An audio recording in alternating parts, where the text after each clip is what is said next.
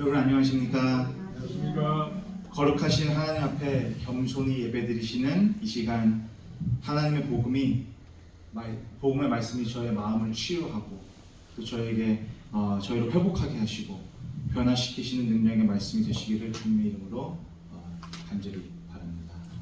저희가 어저께 하고 지난주에요, 엘리사가 했던 두 기적을 봤습니다. 지난주에 보시면은 엘리사가 그 선지자 학교에서 돌이 아니고 도끼가 물에서 뜨는 기적을 만들어내죠. 그리고 어저께는 또 엄청난 기적을 했는데 여러분 기억나십니까? 아람 왕이 엘리사를 뭐라고 그러죠? 킨랩하려고 왔습니다. 성을 에워쌌습니다. 그런 사람들의 눈을 멀게 하시고, 그쵸? 그리고서는 사마리아로 이끌고 가서 눈을 뜨게 하면서 사마리아 성 안에 있게 되죠. 그런데 이스라엘 왕이 그 군대를 보고 군대를 어떻게 하기를 원했죠? 여러분 기억나십니까? 살려주기를 원했습니까? 아니면 죽이기를 원했어요? 이스라엘 왕이 죽이려고 그랬죠. 그렇죠? 근데 엘리사는 뭐라고 그러죠? 잘 살리라고 그렇죠? 그래서 밥도 먹여주고 빵이랑 물 주고 잘 대접해서 다시 보냈습니다. 이제 그것까지가 이제 어저께 이야기고 23절까지 이야기인데요. 여러분 24절에 이제 오늘 24절부터 7장 2절까지 내용을 저희가 같이 볼 텐데요.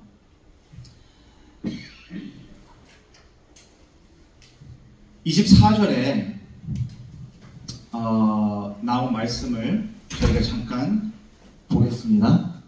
열왕기하 6장 24절에 있는 말씀입니다. 이후에 아람 왕 베나닷이 그 온 군대를 모아 올라와서 사마리아를 에워싸니. 여러분 열왕기상부터 저희가 계속 공부를 해왔기 때문에 여러분 이제 복습한다는 생각을 하시고 제가 다시 좀 기억나게 해드릴게요. 이 아람 왕 베나닷이 여러분 좋은 왕이었습니까? 악한 왕이었습니까? 악한 왕이었죠. 좋지 않은 사람이었습니다. 열왕기상 20장 여러분 기억나시는지 모르겠지만 그 이야기 때 이스라엘을 전쟁 쳐들어오면서 너의 금, 은, 너의 와이프, 너의 자녀를 내가 다 뺏어가겠다. 그랬던 왕이었어요. 그쵸 여러분? 그래서 그랬는데 그때 당시 왕, 유명한 왕이었죠. 아합 왕이 이 사람을 살려주나요? 죽이나요? 살려주죠. 왜냐면 지금 여기까지 있기 때문에. 그렇죠? 근데 원래 하나님 말씀대로라면 어떻게 했어야 될까요? 죽였어야 돼요. 불순종하죠. 그러면서 열왕기상 20장 42절의 말씀 그 예언대로 내가 멸하기로 작정한 사람을 내 손으로 놓았은즉 내 목숨은 저의 목숨을 대신하고 내 백성은 저의 백성을 대신하리라 하셨나이다. 그래서 열왕기상 20장에 나와 있었던 아합의 죄가 어떻게 전개되는지 오늘 열왕기하 6장 24절부터 7장 2절에 있는 말씀입니다. 그래서 여러분 오늘 본문 24절 아까 읽었고요. 25절 제가 읽겠습니다. 아람 사람이 사마리아를 에워싸므로, 여러분 에워쌌다는 이 말이 어저께 23절까지 봤던 엘리사를 이렇게 킨랩하기 위해서 에워싼 걸 말이 좀 많이 비슷해졌죠. 그렇죠? 좀 비슷한 이미지입니다. 성중이 크게 줄여서 나귀 머리 하나에 은 80세겔이요 합분태 4분 1값에 은 5세겔이라. 그래서 베나닷은 열왕기상 20장에서 전면전 했던 것과는 달리 이 성을 에워쌌습니다. 좀 다르게 싸웠죠. 그렇죠? 그때 여러분 또 기억나시는지 모르겠는데 열왕기상 20장에서 하나님은 산의 하나님이고 계곡의 하나님이 아니다 막 그렇게 하면서 그런 거 기억나시죠 여러분? 이제 그런 전술이 안 먹힐 걸 알고 아마 다른 걸 한 것 같습니다. 그래서 에워쌌습니다 이 성을. 그렇죠? 그래서 에워쌌는데 또 마침 사마리아가 패민이 왔습니다. 그래서 물과 식량이 들어가지도 못하고 나오지도 못하고 그 안에서 기근이 있겠었기 때문에 자급자족할 수도 없는 상황이 지금 와서 너무나 힘든 상황에 와 있습니다. 이 사람들이. 그래서 이런 상황에 두 가지 장면을 이 24, 25절에서 보여주고 있는데요. 양식이 없어서 인플레이션이 굉장히 심하게, 모든 것이 굉장히 비싸게 됐습니다. 물건이 없었기 때문이죠. 그래서 나귀머리 하나가 은 80세겔이고, 이 한국말이나 성경에는 비둘기 똥이라고 나와 있습니다. 그래서 뭐 다 성경마다 비둘기 똥이라고 안 나온 것도 있고, 뭐 어떤 데는 곡식, 이제 읽지 않은 곡식, 뭐 그렇게 이제 여러 가지 이제 설명이 이제 해석이 달리 나와 있는데요. 영양가 없고 뭐 그냥 별 쓸데없는 그런 곡식들이었던 것 같습니다. 가치가 없는 것들. 보통 좀 많이 먹을 게 있을 때에는 식량으로 쓰지 않았던 것들을 가리키는 말입니다. 이것들이 0.5리터에 5세겔이 은 5세겔 했다는 말이 나와 있는데요. 여러분도 아시다시피 레위기 11장에 여러분 나귀가 부정한 동물입니까? 아니면 먹을 수 있는 동물이었습니까? 부정한 동물이죠. 이 사람들은 이걸 먹지 않았습니다. 게다가 고기도 없는 머리가, 그쵸? 진짜 가치 없는 머리가 그렇게 비싸게 팔리고 있었다는 것은 얼만큼 그 안의 상황이 좋지 않았는지, 얼만큼 사람들이 굶주리고 있었는지를 저희가 알 수 있는 상황인데요. 제가 여러분 다 아시겠지만 그 당시 은 1세겔이 일반 노동자가 4일에서 5일 일해야지 벌 수 있는 임금이라고 합니다. 그렇기 때문에 1세겔이요. 80세겔이라고 하면은 80 곱하기 4나 5 하시면은요. 굉장히 큰, 그쵸? 거의 1년에서 1년 조금 넘게 일해야 되는 임금을 주고 부정한 고기도 아니고 머리를 사서 먹게 되는 지금 이 상황까지 온 것입니다.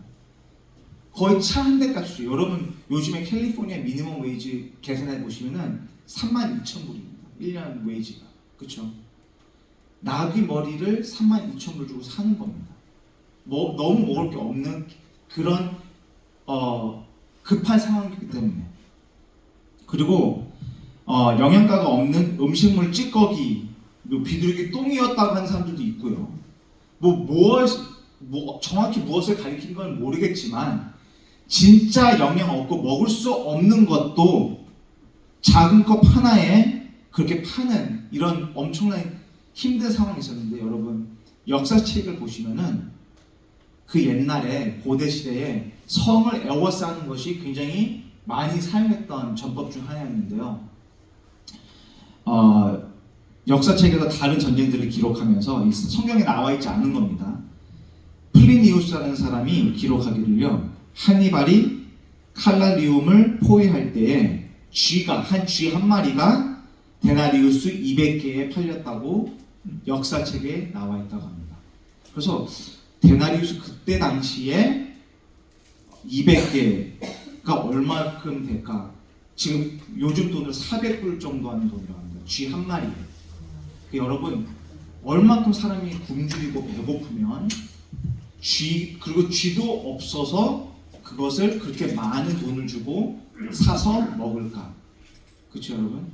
그리고 또 병들이 있었겠죠, 쥐도. 여러분 이렇게 힘들고 배고프고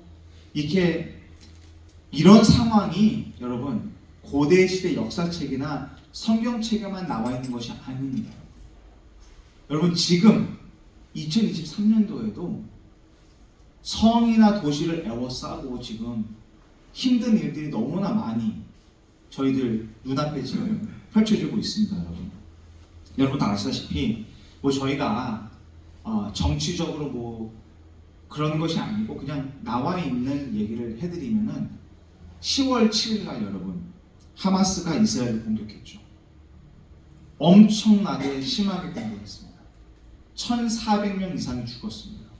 이거는 테러 상황이 몇십 명이 아니고 몇천 명을 죽인 거예요. 엄청나게 큰 일이었죠. 그렇죠? 그렇게 되면서 이스라엘은 가자 국경에 수십만 명의 군대를 대치하고 가사를 지금 완전히 포위했습니다. 아시죠? 아무도 떠날 수 없고 또 들어갈 수도 없습니다. 그래서 제가 한국말로는 정확히 인도적 도움이라고 하는 humanitarian effort, 그게 지금 보내지도 않습니다. 지금 여러분, 가사의 230만 주민은 연료, 물, 전기가 없이 지금 통신도 끊겼습니다. 지난주부터 통신도 끊겨서 아무랑도 그 안에서도 연락이 안 됩니다. 지금. 그래서 지금까지 7,300명 이상이 죽었습니다. 그렇죠? 그래서 뭐 1,400명도 죽은 것도 마음이 아픈데 지금 7,300명 이상이 죽었습니다. 저희가 아는 걸로만, 그렇죠? 병원에서는 응급 환자만 치료가 가능하고요, 여러분.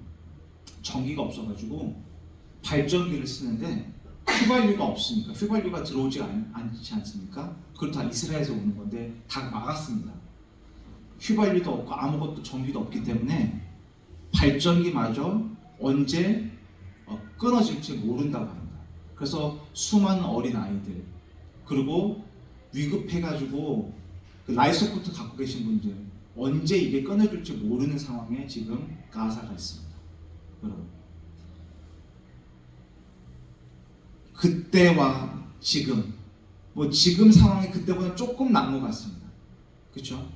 쥐를 그렇게 많이 돈 주고 사 먹는 것도 아니고, 안에서 이제 통신이 끊기기 전까지 들어온 얘기로는 이제 샌드위치 같은 거 좀 먹고 있다고, 음식은 못 하고요. 그렇게 소식이 들려온다고 합니다. 지금은 어떤지 모르겠지만. 그래서 지금 여러분, 엄청난 위기에 지금 상황에 와 있습니다. 근데 이게 또 더 쇼킹한 일이 아니고 더 기가 막힌 이야기가 또 나옵니다. 26절에서 30절 같이 읽으시겠습니다. 이스라엘 왕이 성 위로 통과할 때에 한 여인이 외쳐 가로되 나의 주 왕이여 도우소서. 왕이 가로되 여호와께서 너를 돕지 아니하시면 내가 무엇으로 너를 도우랴? 타작 마당으로 말미암아 하겠느냐? 포도주 틀로 말미암아 하겠느냐? 또 가로되 무슨 일이냐? 여인이 대답하되 이 여인이 내게 이르기를 내 아들을 내라.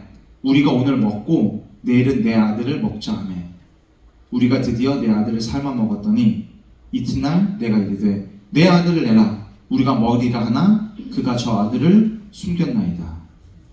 왕이 그 여인의 말을 듣고 자기 옷을 찢으니라. 저가 성 위로 지나갈 때에 백성이 본즉 그 속살에 굵은 배를 입었더라. 여러분, 26장부터 30절 진짜 내용 많습니다. 하지만 오늘 시간이 없기 때문에 다 설명 못 드리고, 지금까지 읽은 지금 26장에서 30절 나온 이 이야기가 그 당시 지극히 비정상적인 사회적인 윤리가 다 무너져 내려있는 상황이 저희가 볼 수가 있는데요. 배고픈 것만이 아닙니다. 사람들의 윤리, 도덕이 바닥에 있습니다. 지금. 그래서 여러분, 인간으로서 도저히 할 수 없는 동물적인 계약을 하게 되는 것이죠. 서로 자녀를 잡아먹자고 합니다. 그리고 여러분, 진짜 디테일이 많지만 한 가지만 말씀드리면, 이 아이의 성별이 성경에 정확히 나와 있습니다. 그렇죠? 여자아이가 아니고 남자아이입니다. 그렇죠? 여러분 다 아시겠지만 이 성경을 쓰면서 이 성별, 남자를 이렇게 분명히 쓴 것은 이유가 있을 거거든요. 그렇죠, 여러분?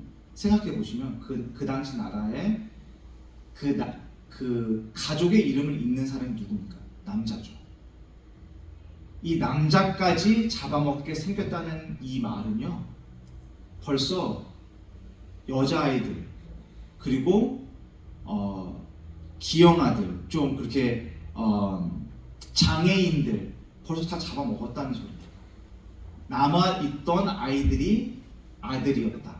근데 이 마지막 남은 이 아들들도 잡아먹겠다 이런 동물적인 계약을 하는 이 상황까지 이르렀던 것이 사마리아 성이었습니다. 그래서 뭐 나귀 머리, 뭐 비둘기 똥 그런 것도 중요하지만 지금 자기 아이들을 잡아먹는 그런 지경까지 이르러 온 것이죠. 여러분 1972년도에 남미 우루과이의 럭비 팀이 조그만 비행기를 타고 안데스 산맥을 지나는 일이 있었습니다. 근데 그 산맥 한가운데서 추락을 해가지고 정확히 제가 비행기 몇 명이 있었는지 모르겠지만 29명이 죽고 72일 동안 거기 비행기 안에서 살아있는 사람들이 생존하면서 72일 만에 구조가 됐는데 16명이 구조가 됐습니다. 그래서 처음에는 가방을 다 열어가지고 있는 식량들 다 모아서 살아있는 사람들끼리 조금씩 나눠 먹었다고 합니다. 근데 72일 동안 그 추운 곳에서 살아남아야 됐기 때문에 그 사람들이 초콜릿도 조금씩 먹으면서 있다가 마지막에는 음식이 다 떨어진 거죠. 그러면서 먼저 죽어간 동료들의 시체를 먹고 그렇게 하면서 삶을 생계해 갔던 일이 벌어졌다는 이제 실제 사건이었는데요. 이 사건을 바탕으로 93년도에 영화가 제작이 되면서 다시금 세계인들을 놀라게 한 이야기가 있습니다. 이것이 90년도에 있었던 일입니다. 그렇죠? 극한 상황이 되면 사람이 살아남기 위해서 무엇이든지 하는 그런 경우를 저희가 볼 수가 있는데요. 여러분, 이것이 다른 나라 이야기만도 아닙니다. 이스라엘과 하마스 그리고 팔레스타인 일만도 아니고 뭐 이스라엘 일만도 아니고 저희 한국의 북한 여러분 다 아시죠? 90년도 초에 그리고 90년도 특히 90년도부터 95년도쯤에 굉장히 큰 기근이 있었다고 합니다. 거기. 정부에서는 핵 개발에 돈 다 넣고 시민들한테 안 주고 기근 있고 하니까 그때 당시 엄청나게 힘들었다고 합니다. 90년도에. 그래서 200만 명이 굶어 죽었다고 사람들이 이제 좀 에스티메이트를 하고 있는데요. 뭐 더 엄청 더 죽었을 것입니다. 그때 이제 인구의 10분의 1이 굶어 죽었는데 그때 거기에서 이제 탈북해 오신 그분들의 이야기로는요. 그때 굶어 죽은 사람을 산에 가서 이제 묻는 척하면서 갔다가 다시 밤에 데리고 와서 그 시체를 먹는 사람들이 너무나 많았다고 하는 탈북자들 이야기가 있습니다. 그래서 여러분 저희가 지금 몇천 년 있다가 읽는 이 이야기인데 그냥 이야기가 아니고 그때 당시 자기의 아들을 삶아 먹는 그 어머니의 마음 얼마나 여러분 생각해 보시면 그리고 또 큰 아이였겠습니까? 그쵸? 작은 아이였겠죠. 이런 아이들을 잡아먹는 부모의 마음 그리고 그 도시의 상황들 엄청나게 심한 걸 여러분 좀 생각해 보시고 오늘 좀 말씀을 봐야 될 텐데요. 31절하고 32절 제가 읽겠습니다. 왕이 가로되 사밧의 아들 엘리사의 머리가 오늘날 그 몸에 붙어 있으면 하나님이 내게 벌 위에 벌을 내리실지로다 하니라. 여러분 30절에 자기 옷을 찢고 굵은 배를 입었다가 나와가지고 저는 이 사람이 회개를 하나보다 했는데 31절을 읽으면 회개한 사람일까요? 아닌 것 같이 보여줘요. 엘리사를 죽이려 합니다. 화를 내면서 누구를 블레임 해야 되는데 나를 블레임하는 게 아니고 엘리사 하나님을 블레임합니다. 이 모든 것이 32절입니다. 그때 엘리사가 그 집에 앉았고 장로들이 저와 함께 앉았는데 왕이 자기 처소에서 사람을 보내었더니 그 사자가 이르기 전에 엘리사가 장로들에게 이르되 너희는 이 살인한 자의 자식이 내 머리를 취하려고 사람을 보내는 것을 보느냐? 너희는 보다가 사자가 오거든 문을 닫고 문 안에 들이지 말라. 그 주인의 발소리가 그 뒤에서 나지 아니하느냐 하고. 여기까지입니다. 아마도 이 왕이 엘리사에게 화를 냈던 게 성경에 나와 있지 않지만 생각해보면 나중에 7장 1절과 2절 나중에 읽을 텐데요. 저희가 그때 예언을 할 수 있는 그런 믿음의 눈으로 미래를 봤던 엘리사가 왕에게 그냥 좀 기다리십시오. 항복하지 말고 기다리십시오. 했던 엘리사가 원망스러워서 그에게 화를 냈는지도 저희가 모릅니다. 그쵸? 혹은 엘리야의 영을 받은 엘리사가, 그쵸? 이전에 엘리야가 했던 것처럼 이 지역의 기근을 불러왔고 그걸 위해서 기도한 것이 아닌가 해서 엘리사에게 화를 낼 수도 있었을 것입니다. 성경에 나와 있지 않지만 좀 모르지만 그런 요인들이 좀 있을지도 모릅니다. 하지만 여러분, 회개를 해야죠. 그렇죠? 사람을 죽이는 것이 아니고 회개를 해야 되는데 지금 이 왕이 너무 화가 나 있는 상태였습니다. 33절에 이렇게 나와 있습니다. 무리와 말씀할 때 그 사자가 이르니라. 왕이 가로되 이 재앙이 누구로부터 나왔다고 하죠? 여호와께로부터 나왔으니 어찌 더 여호와를 기다리리요. 이 사람의 이 왕의 말대로 진짜 여호와 하나님의 그분 때문에 지금 이 일이 생겨난 거라면 여러분 어떻게 해야 되죠? 무엇부터 하는 것이 옳은 일이죠, 여러분? 자신과 백성의 죄를 돌아보고 회개를 하는 것이 마땅한 것입니다. 그리고 엘리사에게 중보 기도를 부탁했어야 되는 것이 마땅한 일인데 지금 그렇게 하지 않고 있죠. 오히려 하나님을 부인하는 말을 하면서 하나님의 사람을 죽이려고 하고 있습니다. 이스라엘 왕은 회개하기는커녕 하나님을 향해 악한 마음을 품고 악하고도 한심한 리더였습니다.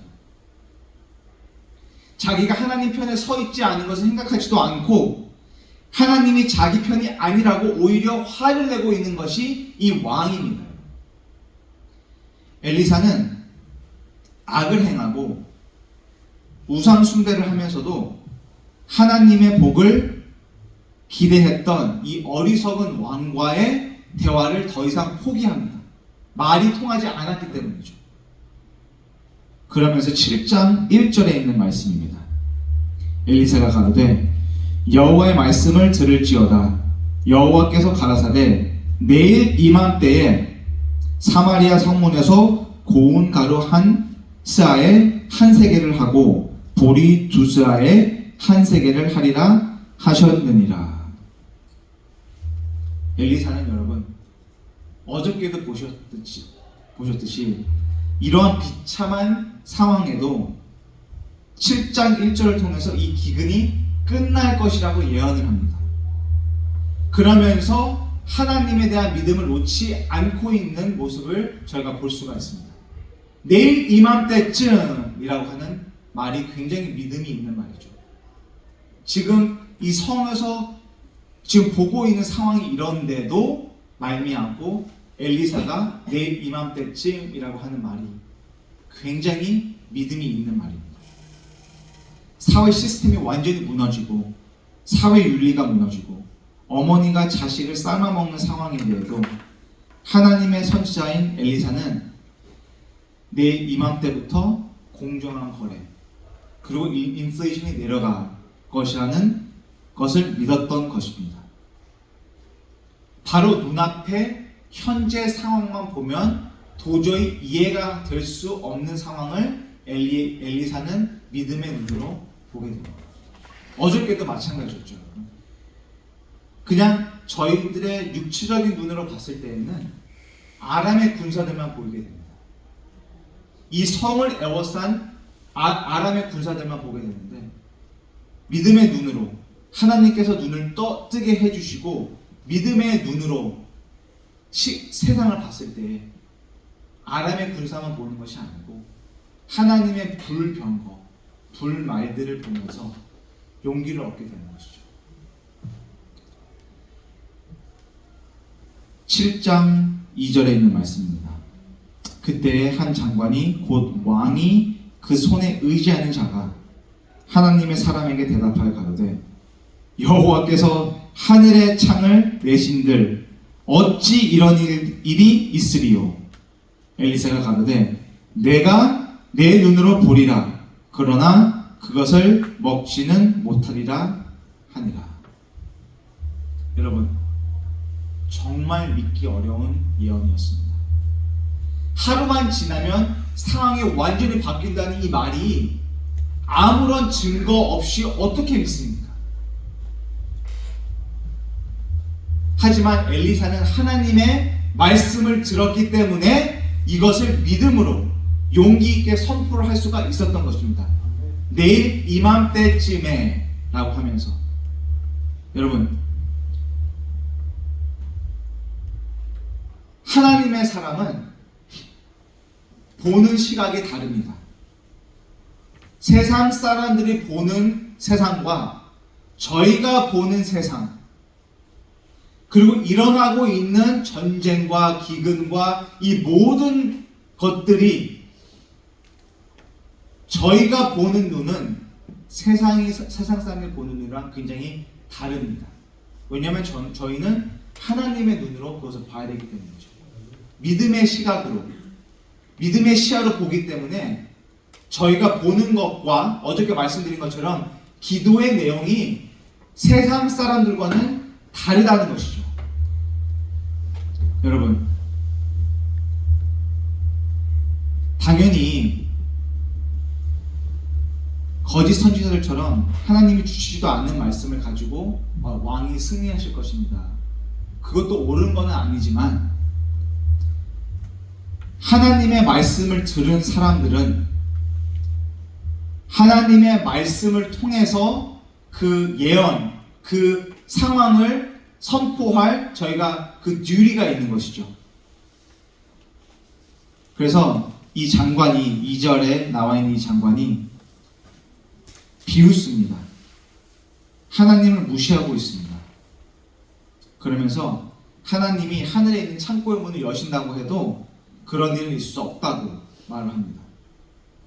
하나님 어떤 분이신지 모르기 때문에 이런 말을 하는 것이죠.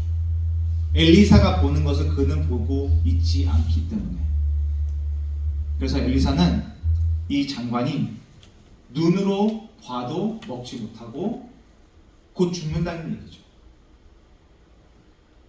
그래서 그 다음날, 여러분 다 아시다시피 제가 다음 주에 공부하겠는데, 엘리사의 말이 마치 마술처럼 진짜 그 다음날 이루어졌습니다. 그리고 믿지 않을 뿐만 아니라 경솔하기까지 하였던 이 장군은 이 복된 소식을 듣고 뛰어나가는 사람들의 발에 짓밟혀 죽게 됩니다. 그 상황을 눈으로 봤습니다. 하지만 먹지는 못했습니다. 그리고 얼마 후에 사마리아를 공격한 아람 왕 베나닷은 신하에게 살해를 당합니다. 또 선지자 엘리사와 하나님을 의지하지 않고 자신의 명예와 다른 것만 신경 썼던 이 이스라엘 왕도 신하인 에후에게 살해되고 맙니다. 이렇게 사마리아 사건을 일으키고 이렇게 힘든 상황을 만든 사람들 다 죽게 됩니다. 여러분, 너무나 디테일이 많지만 제가 설교를 마쳐야 됩니다. 복음이란 절망 가운데 있는 사람에게 필요한 것이 복음입니다. 맞죠, 여러분? 절망을 알지 못하고 편한 사람에게는 복음이 좋은 소식이 될 수가 없습니다. 왜냐하면 너무 편하기 때문에 그렇죠. 제가 항상 저 영어권이나 성경 공부를 하면서 이 복음이 라이프가드라고 생각을 하는데, 저희 여러분이 조그만 아이들이 수영하는 그 조그만 얕은 수영장에서 그냥 노는데 손주들하고 놀아주고 있는데, 라이프가드가 뛰어들어가지고 여러분 구해주면 고맙다고 하시겠습니까? 저를 가라고 하겠죠. 근데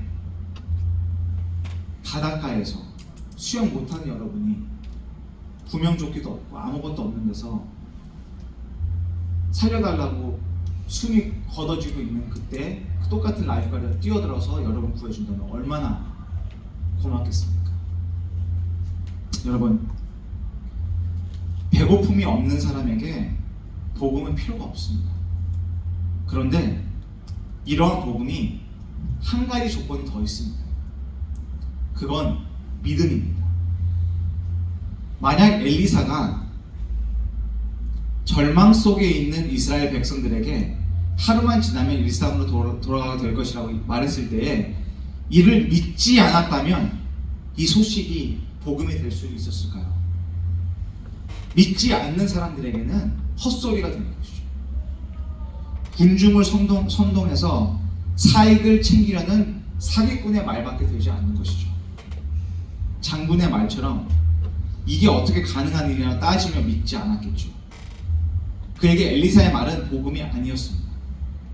아무리 좋은 소식이라도 너무 비참해서 더 나빠질 것이 없는 상황에 있다 하여도 믿음이 없는 사람에게 좋은 소식은 복음이 될 수가 없습니다.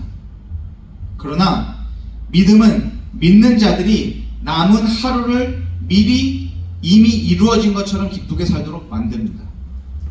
또한 남은 고난을 넉넉히 견디고 이길 수 있는 마술 같은 힘을 만들어냅니다.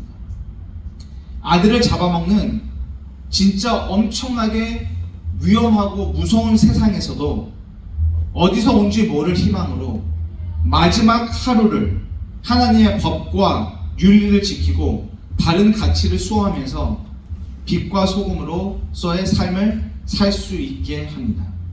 이것이 믿음의 힘인 것이죠. 그래서 여러분에게 오늘 성경의 말씀은 불가능한 것을 가리키는 것이 아닙니다. 눈에 보이지 않지만 여전히 강력한 군대로 우리를 지키시는 하나님을 믿는 것,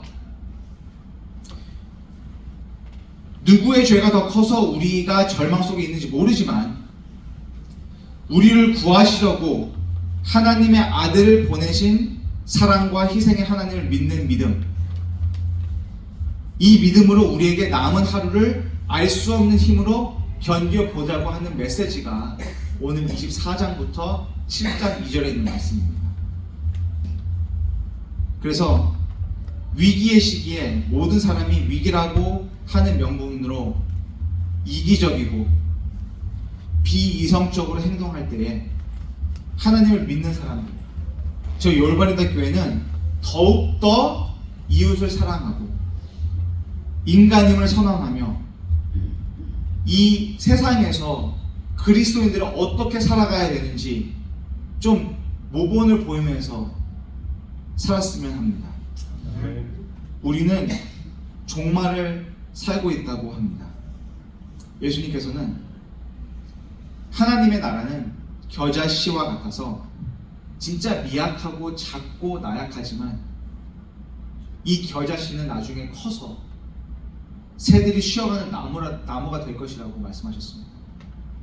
믿음은 그런 것입니다. 지금 봤을 때 그 조그마한 씨앗이지만 그 씨앗이 성장해서 크고 아름다운 나무가 되는 것을 미리 보는 시야가 믿음인 것이죠.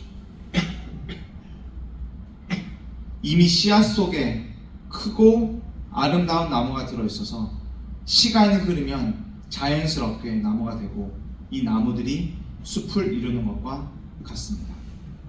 오늘 말씀을 마치면서 저희가 아무리 힘들고 하나님이 보이지 않는 상황에 있더라도 믿음으로 하나님께 매달리시고 믿음의 눈으로 불말과 불병거를 보시면서 내일 이맘때쯤이라는 말을 기억하시면서 지금 아무리 상황이 나쁘더라도 내일 정상적으로 보통으로 이루어지리라는 하나님의 말씀을 믿으며 사시는 여러분이 되시기를 간절히 기도하면서 오늘 말씀을 마치겠습니다. 아멘.